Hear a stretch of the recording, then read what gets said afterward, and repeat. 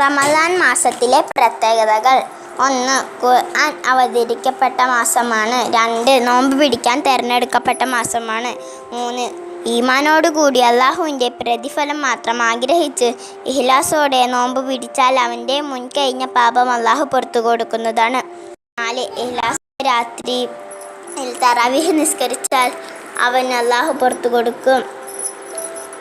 5. ഒരു റമദാൻ അടുത്ത റമദാൻ വരെയുള്ള പാപങ്ങൾ പൊറുക്കപ്പെടുന്നതാണ് വൻപാപങ്ങൾ വർജിച്ചത്.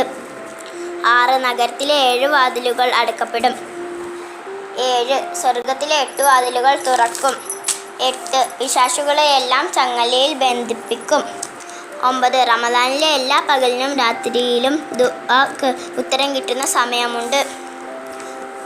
റമദാനിൽ ഒരു സുന്നത്ത് ചെയ്താൽ ഒരു ഫർള് ചെയ്ത കൂലിയും, ഒരു ഫർള് ചെയ്താൽ 70 ഫർള് ചെയ്ത പ്രതിഫലവും ലഭിക്കും.